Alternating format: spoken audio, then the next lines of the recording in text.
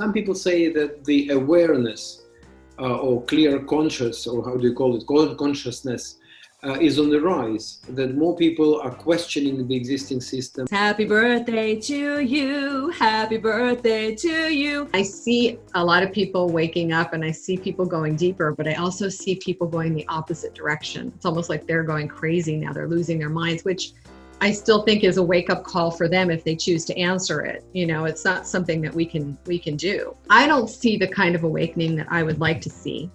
And I think that's truth. What would you feel if it's not going to happen? Right. I said, all right. I wish everybody loved me that much.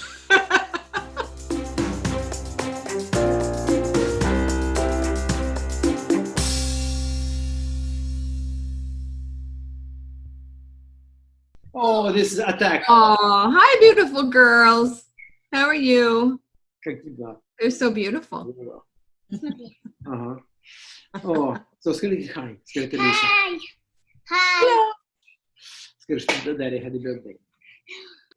Yesterday, Daria had a birthday. She is 8 now. Wow. And you know what? My little girl's now 25. So my little boy will be 40. Are you serious? My little boy will be 40. I have no grandchildren yet. Yeah. Well, they are beautiful, both of them. I've told them about you, and I've told them that you were a famous singer, and now they're asking for a song. I'm not a famous singer, but I was a singer for 40 years, for and sure. What did you sing? Was it blues or jazz? Or? No, I sang a little bit of everything, really. Top 40 variety, jazz. Oh my God, they're so cute. I don't even know what I'd sing. I haven't sung in a while. Sashka likes singing very much, and Dashka as well. And I can imagine that for me, singing on public was like undressing on public. I was so And now I took singing classes, and I love it. I mean, this breathing, and it's like meditation, really. It's amazing. Девчонки, you have to I miss it. I miss it because it was really amazing for me too. Lisa, sorry, they're not going to leave me unless you. I don't sing. I'd like whatever I'd sing, they wouldn't know anyway. No. I don't sing any pop songs. You can do happy birthday. Just one sentence. Is it somebody's birthday? Yeah, well, Dashka was yesterday. Oh, it's Dashka's yesterday. Well, I sing happy birthday just like everybody else. Happy birthday to you. Happy birthday to you. Happy birthday, beautiful Dashka. Did I say that right? Happy birthday to you and many more to 104. Oh, bravo. Oh, thank you. Did I say her name right? Dashka? Dashka, Daria, and Alexandra. Dashka, Sashka. Sashka is a abbreviation. I love those names. Okay, girls, you go. Beautiful. Bye, guys. Love you. Oh my God, they are so cute.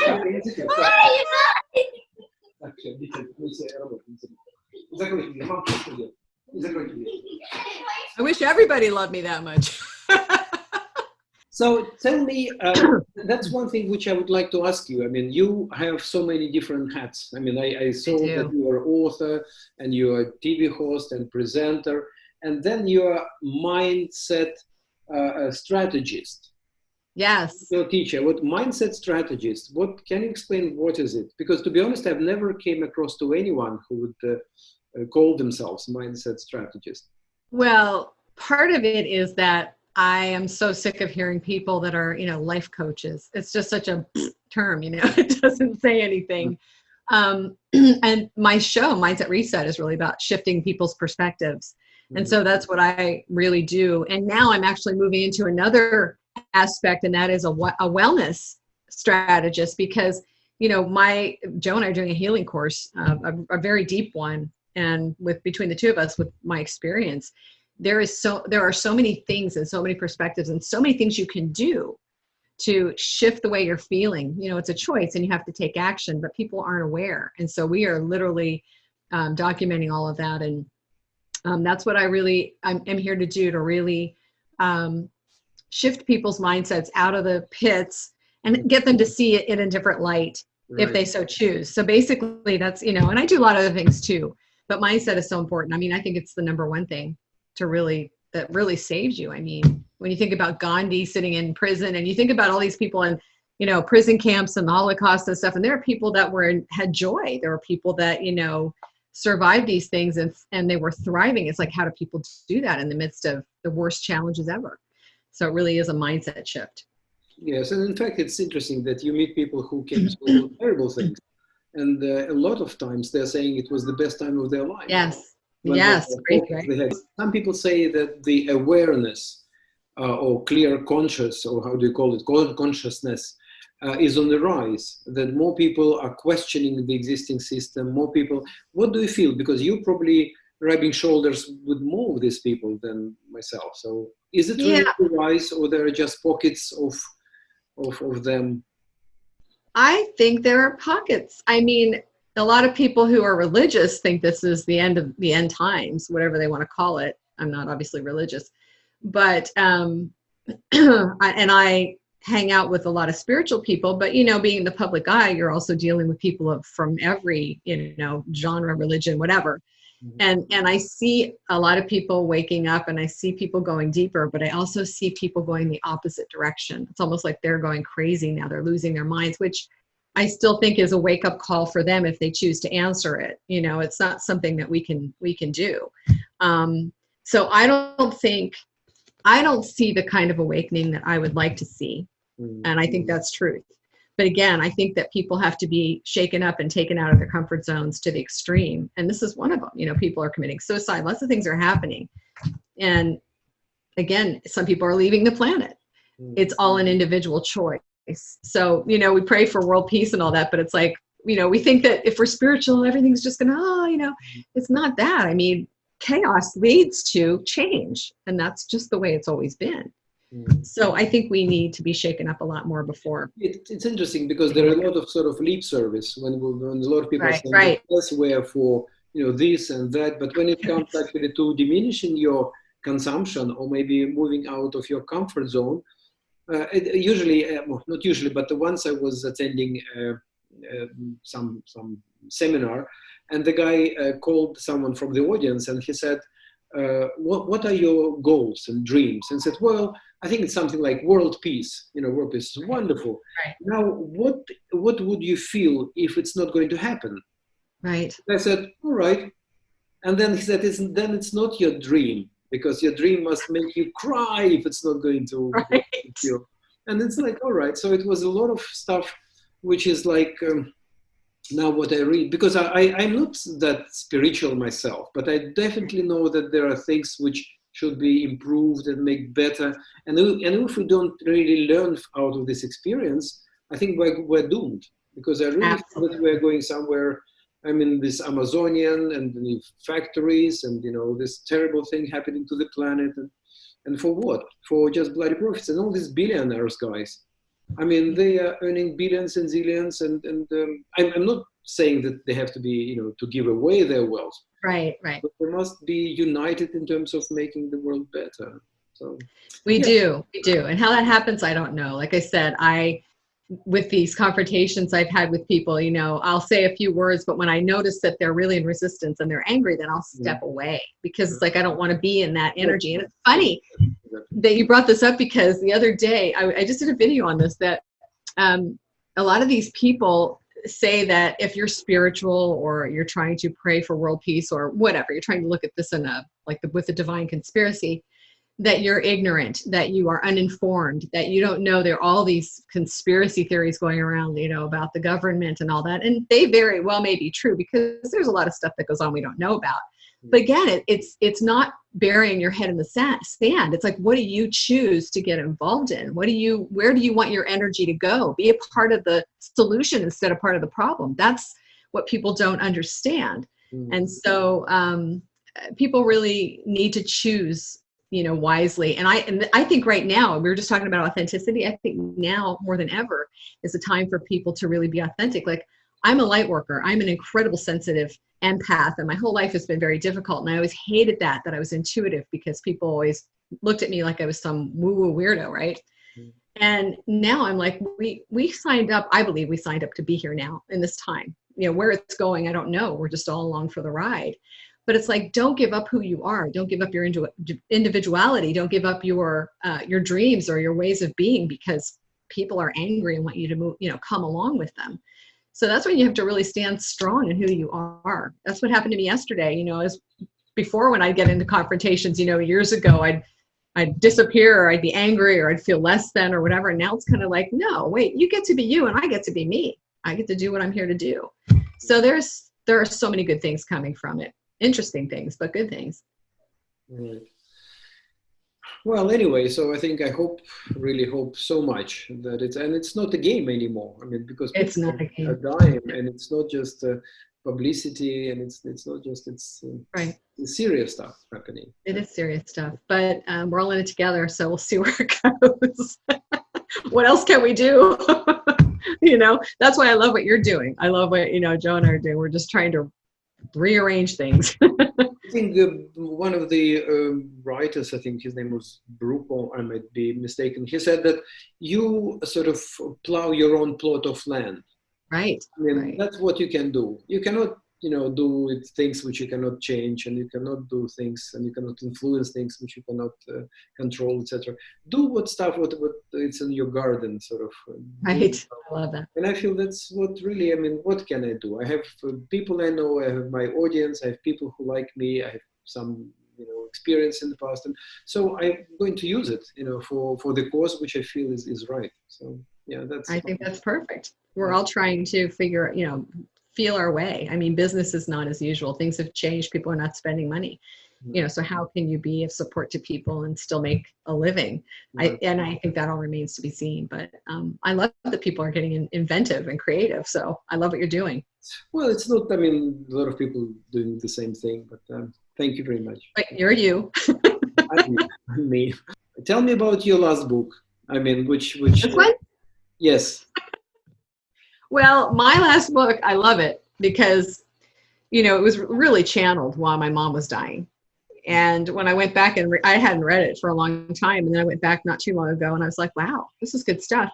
I was like, well, I don't know where that came from.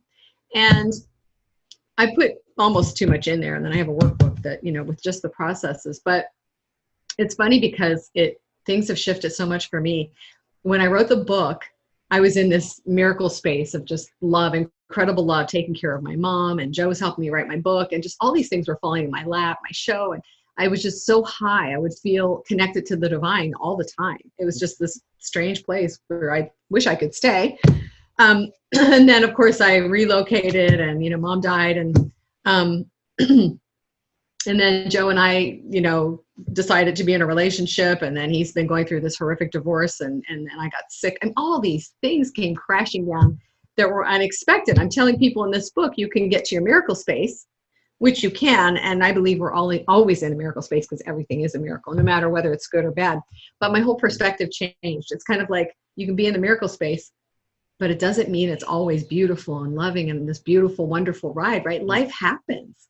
And so that's what you have to say yes to. Could be staying inside even miracle space, right? Yes, everything. Even the yucky stuff is miraculous. But you have to say yes to it. You know, when I had Lyme disease, I was so sick that I wanted to die. And I asked to die many times. And I thought I was going to die. And then there was a point, you know, where I just I made a choice. I made a decision to do stuff that would, you know, hopefully save me. And when I started doing that, then everything opened up. I started doing energy work and painting and singing and getting up, pretending I was speaking in front of people, you know, whatever I had to do to help myself survive that moment. And it was an amazing journey, and it really shows the resilience of, you know, human beings, because we're all faced with challenges. But my next book is going to be very different. You know, it's kind of like my next book really is about being brave enough.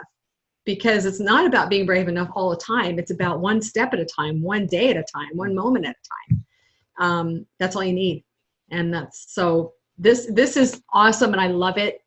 And it's actually led to a whole different something that I'm going to write about. What can you suggest to people now who are maybe never done the spiritual stuff and now they're feeling that they are out of work and they feel that they don't know whether they're going to back to work and they're sitting before their computers scared? Well, I hope so. I mean, I think we're all in that boat because again, we could be spiritual all day long, but none of us are really enlightened. We haven't gotten there. We're still human and we're still having a human experience. And we can say we're spiritual. Now, Joe, I have to say, is one of the most spiritual people I know who really walks the talk. Sometimes I get angry about things and he really does focus on love. And sometimes it frustrates me. It's like, I don't know how you do that, but he has human emotions too. We all have human emotions. So I would say we could just wipe away the spiritual word, spirituality, because we're just all going through lessons. We all hurt. We all,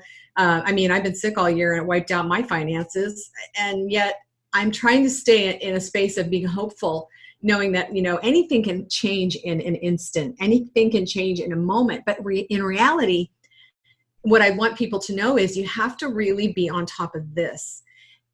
You can feel like I do these exercises that I love when something's happening to me, like say somebody does something to me and it really upsets me. And, we always want to point the finger at somebody. So what I do is I go, well, I don't really want to take responsibility for that. We talk about taking responsibility, being responsible for everything that happens to us. And so if you don't so you can make choices, like you can play a game, like you cannot take responsibility if something something happens to you. And you can say that person made me do this. And, this economy is this, and this pandemic is making my life hell. And you can sit and feel, how does that feel? What are you feeling inside? Does that feel good? What's the outcome? And you'll see this chaos in your life and these thoughts in your head, and you won't feel very good. And then you can take another instance of that and say, okay, I don't know how I'm responsible for this. I don't know I don't know anything. And I think this is just baloney, right? But I'm just going to say I'm 100% responsible for what happens around me. I'm just going to say it, even if I don't believe it. And then watch what happens there. You'll see that the thoughts will dissolve. You'll see that the chaos around you will dissolve. When you literally stop that conversation in your head and you make a deliberate choice to do it, it changes everything. I've been doing this for years. So you don't have to be spiritual. You can just play with this stuff. I really learned this stuff when I was in a relationship years ago. Gay and Katie Hendricks' books, Conscious Loving, where they talk about taking responsibility for yourself and what happens around you.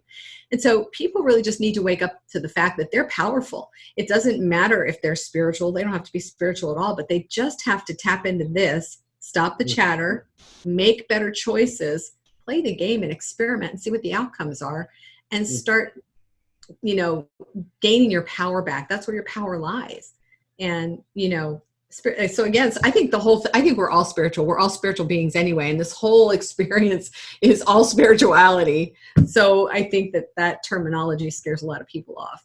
But I just think that very good advice. Yeah. So it's not just reaction, which sometimes it's like from the first, very small sort of, how do you call this? Like amoeba, like you put it something and it reacts. So we are more than that. We can have it. We are.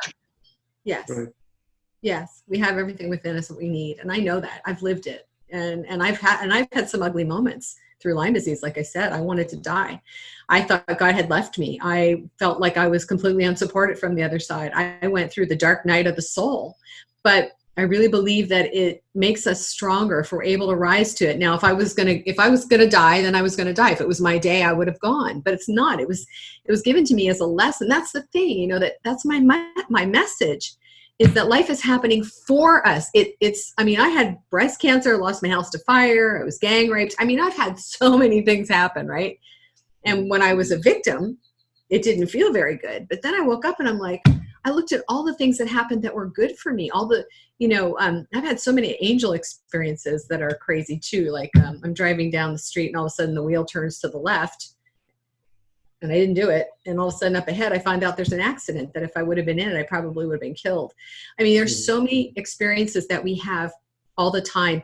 Do you know Dr. John DeMartini? He was in The Secret also with Joe. Yes, of course. Well, I know I've read his stuff and I spoke to him several times. He is in South Africa in the moment, yeah.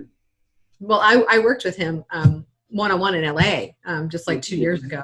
And he's amazing. I did a lot of his processes and stuff, but what he said to me was so amazing because it's so true.